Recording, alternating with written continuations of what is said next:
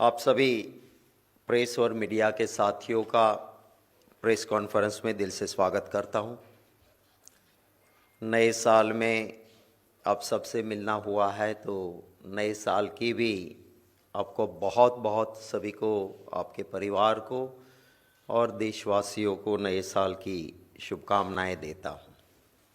मैं जिस मुद्दे की बात करना चाहता हूं उस मुद्दे को अगर सरल तरीके से पहले समझने की कोशिश करें तो हमारे वहाँ गुजरात में गुजराती प्राइमरी स्कूल्स में एक कहानी आती है, दला तरवाड़ीनी वार्ता।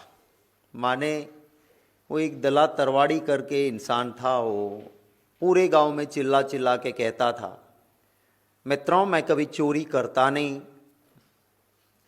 अगर कोई चीज़ लेनी भी है भाइयों बहनों तो पहले पूछता हूँ और फिर लेता हूँ, बिना पूछे कोई चीज़ को हाथ नहीं लगाता हूँ। और फिर उस कहानी में है कि दला तरवाड़ी हर रोज़ एक फार्म में जाता है जहाँ पे उसको पता है कि किसान उस खेत पे इस वक्त नहीं होता है, तब वो जाता है, इधर उधर देखता है, किसान नहीं है, फिर जोर से चिल्ला के कहता है, अरे खेत ओ खेत, बैंगन लूँ दो चार। फिर खुद ही आवाज़ बदल के कहता है, अरे दला तरवाड़ी जी दो चार क्यों, ले लो ना 10 बार। और फिर 10 बार बैंगन उठा के ले जाता था। बस उसी तरह से भाजपा में भ्रष्टाचार होता है और कहते ये है कि मैं खाता नहीं, खाने देता नहीं, पर करोड़ों से कम ये खाते नहीं। सच बोलने वाला चाहे मीडिया का आदमी हो या प्रेस का हो या कोई भी हो आम सिटीजन, उसे चैन की रोटी खाने देते नहीं है। मैं जिस मुद्दे की आपसे आज बात करना चाहता हूँ उसमें सरदार वल्लभ भाई पटेल गुजरात कांग्रेस कमेटी के सबसे पहले अध्यक्ष रहे, सबसे लंबे अरसे तक, माने 25 साल तक कांग्रेस पार्टी के गुजरात के वो अध्यक्ष रहे और जीवन पर्यंत वो कांग्रेसी रहे, आरएसएस को बैन किया। वो सरदार वल्लभ भाई पटेल जब अहमदाबाद म्यूनिसिपैलिटी के प्रेसिडेंट बने थे तब उन्होंने कहा था कि जनता की ट्रेजरी का एक भी रुपया खर्च करना है तो जिस चीज के लिए कर रहे हो वो सर्वोत्तम माने सुपर बेस्ट होनी चाहिए, और जो खर्च हो रहा है उसकी पूरी कोशिश करो कि वो काम सस्ते में सस्ता कैसे हो सकता है। अब ऐसे सिद्धांत देने वाले सरदार वल्लभ भाई पटेल के नाम पे भ्रष्टाचार। 150वीं जन्म जयंती सरदार साहब की सबको पता था 150वीं जन्म जयंती कब आ रही है, प्रोग्राम पहले से प्लान हुए थे। वहां पे गुजरात में एकता परेड रखने का भारत सरकार ने डिसीजन लिया, बहुत पहले एडवर्टाइजमेंट हुई। पर क्योंकि ये भ्रष्टाचार जो मैं आपको कहता हूं ना कि वो किस तरह से करते हैं, ये होम डिपार्टमेंट 31 अक्टूबर को एक सर्कुलर निकालता है। क्या सर्कुलर है कि एकता परेड में जो भी टैब्लो बनाना है वो टैब्लो आप सिर्फ ये 5 फॉर्म से ही बना सकते हो। नो टेंडर प्रोसीजर, पारदर्शिता नहीं, बीडिंग प्रोसेस नहीं, लोएस्ट वन आए उसको देना है नहीं। इन्होंने 5 फॉर्म्स अपने आप पिक कर ली और ये सर्कुलर निकाल दिया सभी को कि आप सिर्फ इन 5 से मैसर्स लाइव फिक्सल technologies, messrs Siddheshwara Kanuga, messrs Visha Kanuga, messrs Sushant Khedkar, messrs smart graph art advertising. ये 5 के अलावा किसी से आप टेबलो नहीं बना सकते हो और टेंडर प्रोसीजर की जरूरत नहीं है। ये 5 को कैसे सिलेक्ट किए, इसके लिए कोई ना टेंडर इनवाइट किए गए, ना किसी से बीड मंगवाया गया, ऐसे 5 नाम। और ऐसा क्यों करते हैं, तो कह रहे हैं अपने सर्कुलर में कि ऐसा इसलिए करना पड़ता है, considering the paucity of time, माने हमारे पास वक्त नहीं है, जल्दबाजी है, इसलिए टेंडर की जरूरत नहीं है। अब आप समझिए कि कोई नेचुरल कैलिमिटी आ गई, कोई भूकंप आ गया, कोई आपदा आ गई, हम समझ सकते कि अब टाइम नहीं है, जल्दी मंगवा लो आप जिससे मिलता है। पर ऐसा तो नहीं था। सरदार साहब की जन्म जयंती तो सबको पता थी, कोई जल्दबाजी की जरूरत नहीं थी। और ये 5 नाम भी है ना, वो असल में 5 नहीं है, एक ही शतरंज के चट्टे बट्टे हैं। आपको ताजुब होगा, ये जो नंबर 2 पे है मैसर सिद्धेश्वरा कानूगा, और 3 नंबर पे है मैसर्स विशा कानूगा। ये दोनों पति और पत्नी है, इनकी 2 फॉर्म हो गई, हस्बैंड एंड वाइफ। तो ये 5 जो है, आप थोड़ा इन्वेस्टिगेटिव जर्नलिज्म करोगे तो ये 5 के 5 एक ही शतरंज के चट्टे बट्टे। और जो भी टेबलोज बने वो सारे इन्हीं से बनवाना था, इन्हीं से बना। नो टेंडर, पैसे दो, वो कहे वो दो। तो ये इससे आगे एक और सर्कुलर होता है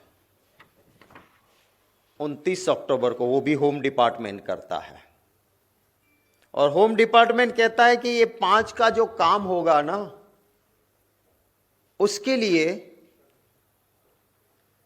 टेबलो के लिए श्री पंकज मोदी को इंक्लूड किया जाता है सिलेक्शन कमिटी में, और टेबलो का फाइनलाइजेशन सिर्फ पंकज मोदी करेंगे। देखिए, कांग्रेस पार्टी कभी भी किसी के परिवार के सदस्यों पे अटैक नहीं करती है, ना मेरी पार्टी का ना मेरा संस्कार है।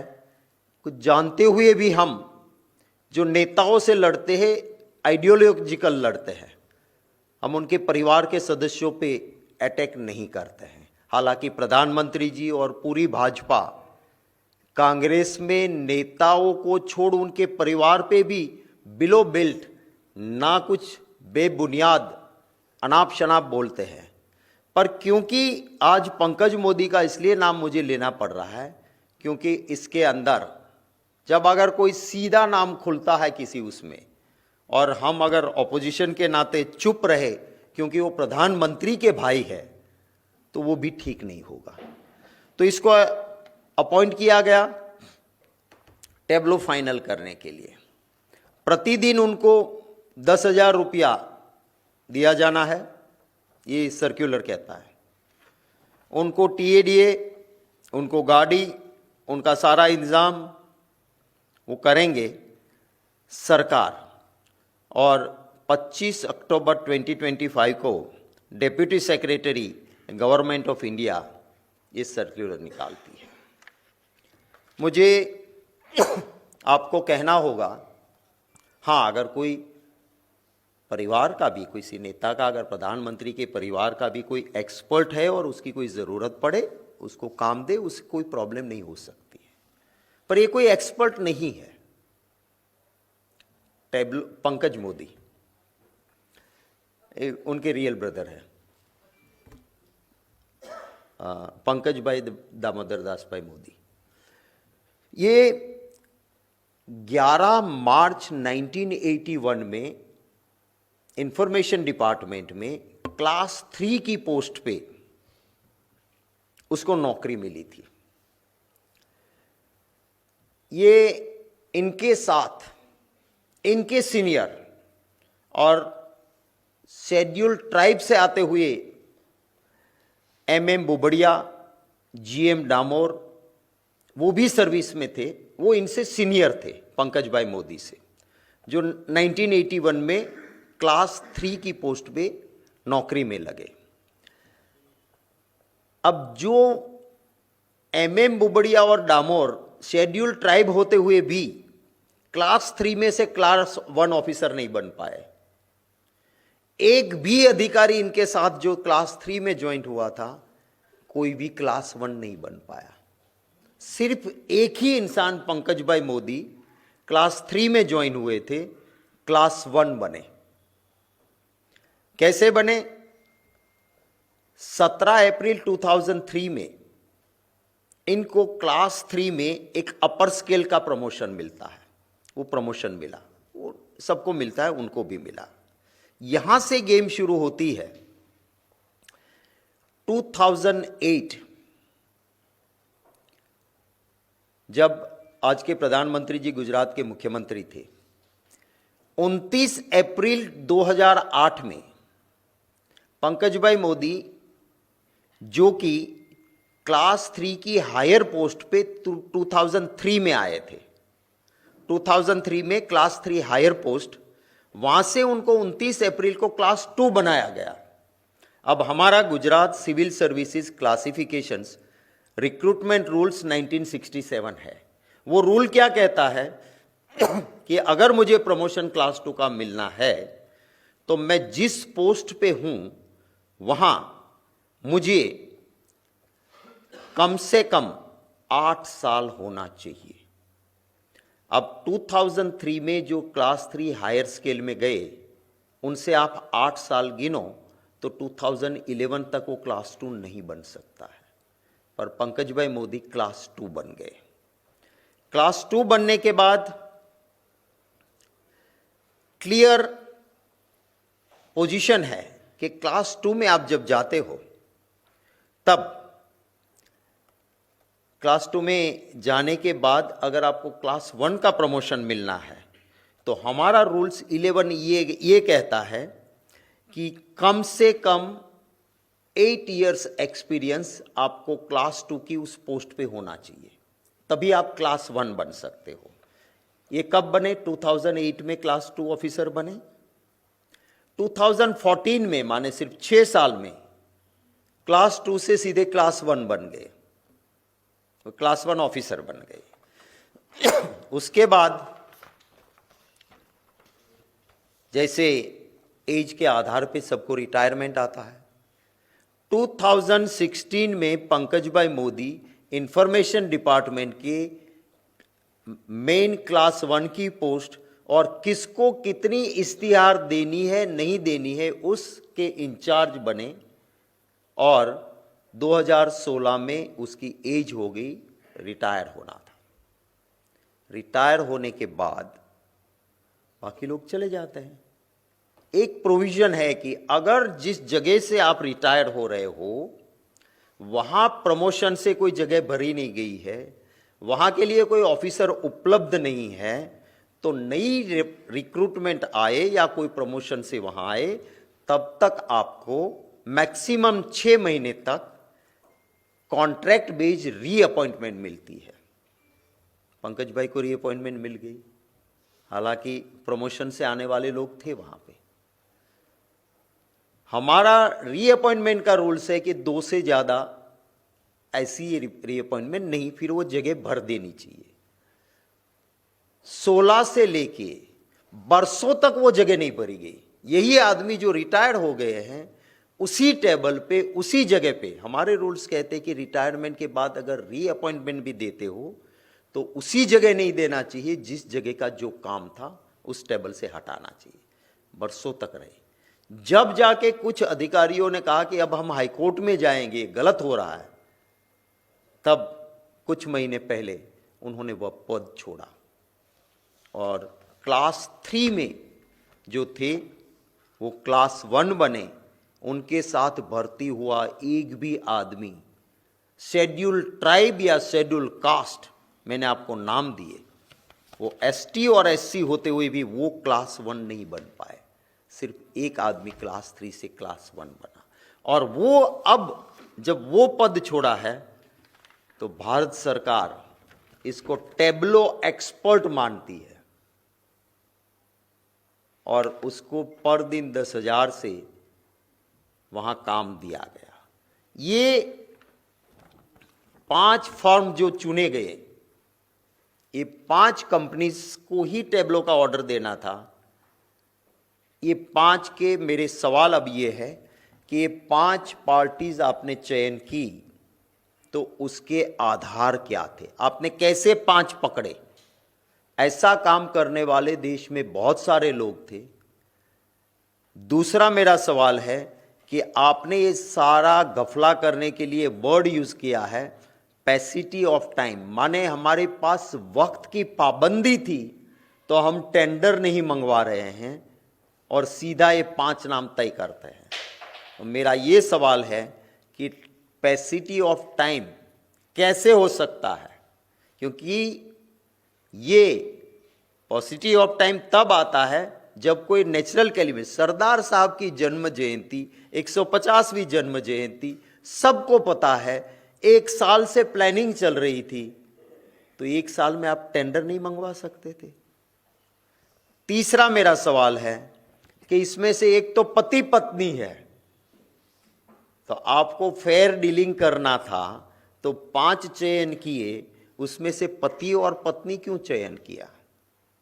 मेरा चौथा सवाल है कि देश में टेब्लो के लिए डिजाइन, जानकारी, एक्सपर्ट सारे लोग होते हुए भी एक इंसान जो क्लास 3 में भर्ती हुए थे और इंफॉर्मेशन डिपार्टमेंट के सरकारी नौकर रहे, उसको आपने अथॉरिटी कैसे बना दिया कि वो टेब्लो के लिए फाइनल अथॉरिटी बनेंगे और 10,000 रुपया पर डे उनको दिया जाएगा?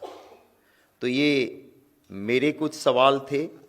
अब मैंने पहले ही कहा आपको कि हम जनरली कांग्रेस या मेरा एक कल्चर, हमारा स्वभाव नहीं मेरी पार्टी का कि हम किसी नेता के परिवार के सदस्य के ऊपर अटैक करें, किंतु ये सारी चीज़ें जब हमारे सामने आई है तो उस वक्त पे एक जिम्मेवार ऑपोजिशन के नाते, हाँ उनके काफ़ी और नेताओं के, इनके भी परिवार के दूसरे लोगों के लिए डिटेल्स है हमारे पास, पर हमारा नेचर नहीं है, हमारा ये संस्कार नहीं है करे, पर पब्लिक इंटरेस्ट में ये चीज़ ज़रूरी लगी। और ख़ास करके सरदार वल्लभ भाई पटेल इस देश का बहुत ही महत्तम, लोगों के दिलों में रहे वाला नेता, इस देश का गौरव, सरदार साहब जिन्होंने ट्रांसपेरेंसी और करप्शन के लिए इतना एक बेहतरीन अपना इमेज बनाया कि महात्मा गांधी जी ने भी कहा था कि कोई भी सरदार के हाथ से निकले हुए काम में भ्रष्टाचार की कहीं दूर तक छोटी सी भी चूं या चा नहीं हो सकती है। ऐसे सरदार साहब की जन्म जयंती के टेब्लो में इतना बड़ा जब घपला हुआ है तो वो बात मैंने आपके सामने रखी है। ये सरदार वल्लभ भाई पटेल का भी, उनके सिद्धांतों का, उनकी भावनाओं का भी, उनके नाम पे जो अपमान हुआ है, इसके लिए सरकार देश की माफ़ी मांगे, ये मेरी मांग है। आपके कोई सवाल होंगे तो उनका स्वागत रहेगा। यस, टोटल सवाल आ जाएंगे इसमें। गोयल साहब नमस्कार, नए साल की नमस्कार। शुभकामनाएं। मेरा सवाल ये है कि प्रधानमंत्री का गुजरात जाने का कार्यक्रम है और वो दौरा तय हुआ है जी। प्रधानमंत्री का गुजरात जाने का कार्यक्रम है और उससे पहले आपने बड़े आरोप लगाए हैं। क्या प्रधानमंत्री जब दौरा करेंगे तो आप मांग करेंगे कि ये सवालों के जवाब मिले जो आप उठा रहे हैं? बिल्कुल, और इसीलिए इस प्लेटफॉर्म से हम सवाल उठा रहे हैं कि ज़रूर इनका वो खुलासा करें, जवाब दे कि टेंडर की प्रोसीजर क्यों नहीं हुई। आप जानते हो कि यूपीए गवर्नमेंट में टेंडर प्रोसीजर हुई थी पर टाइम पूरा टेंडर का नहीं दिया है करके बीजेपी ने स्पेक्ट्रम के अंदर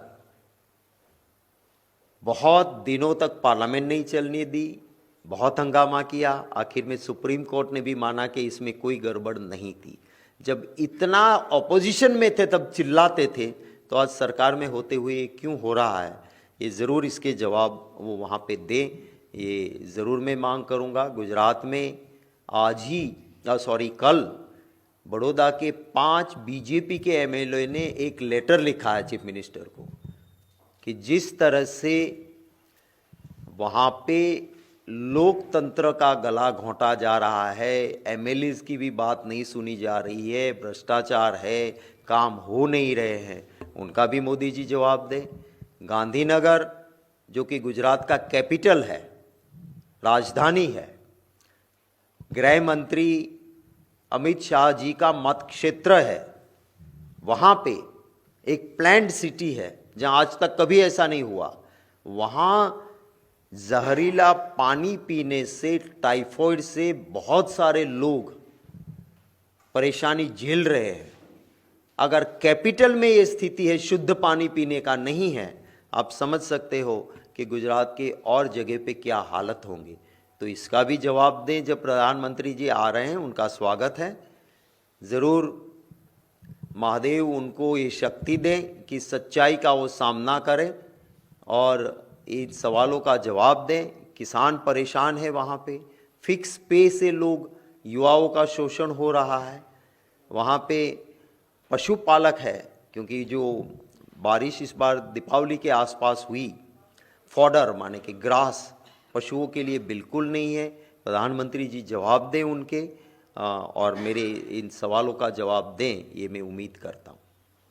गोयल जिस बात का आपने जिक्र कर दिया, 5 विधायकों के बारे में आपने बोला है, उन विधायकों ने अपने पत्र में लिखा है कि हमारे काम होते नहीं, सुनी जाती नहीं है और अधिकारी मुख्यमंत्री को गुलाबी तस्वीर दिखलाते हैं।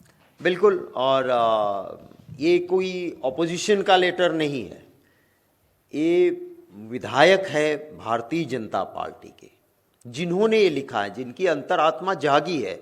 मैं स्वागत करता हूँ, मैं मानता हूँ कि अगर गलत होता है तो ज़रूर आवाज़ उठानी चाहिए। मैं खुद जिस सरकार में मंत्री था, मैंने मंत्री पद से इस्तीफा दिया था, मुझे लगा कि मेरी कॉन्स्टिट्यूंसी को इनजस्टिस होता है।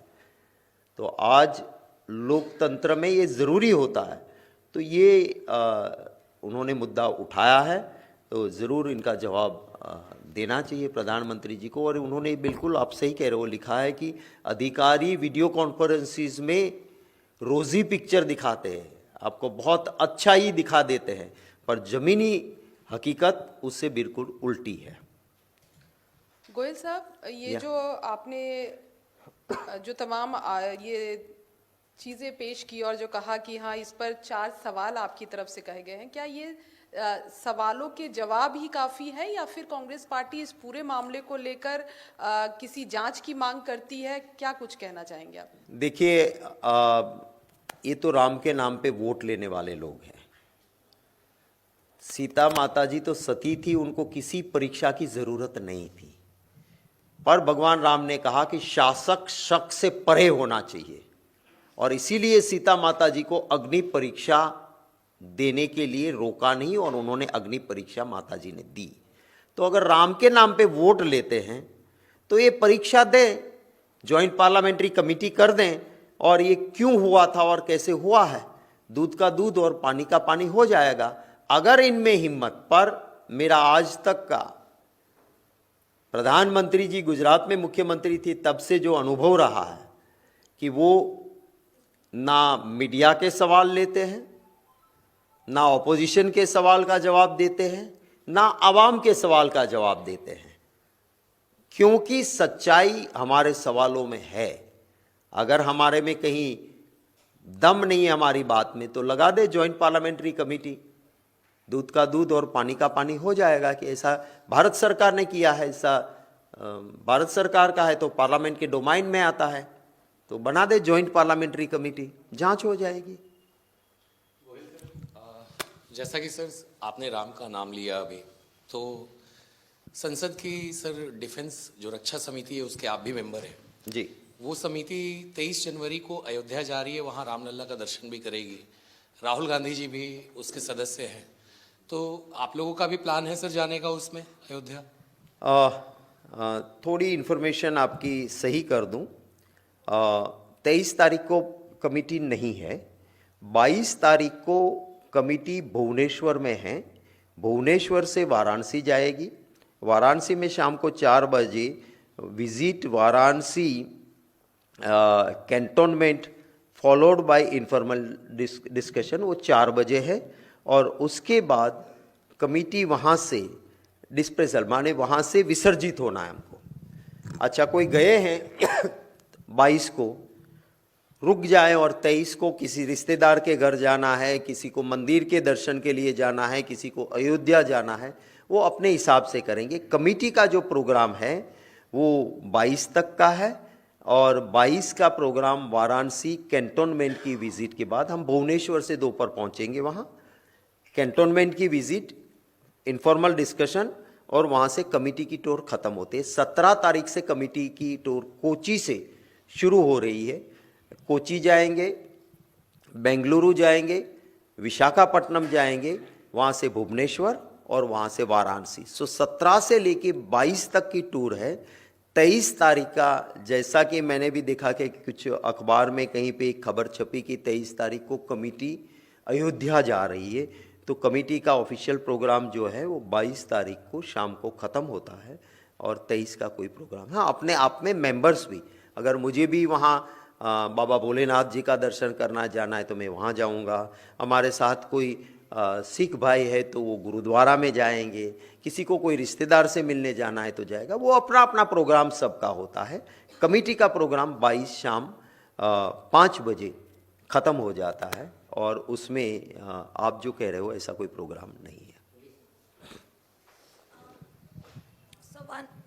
So one question related to the statement given by United States Commerce Secretary. He basically given a statement that the deal between India and United States is at halt only because Prime Minister Narendra Modi didn't give a call to Donald Trump.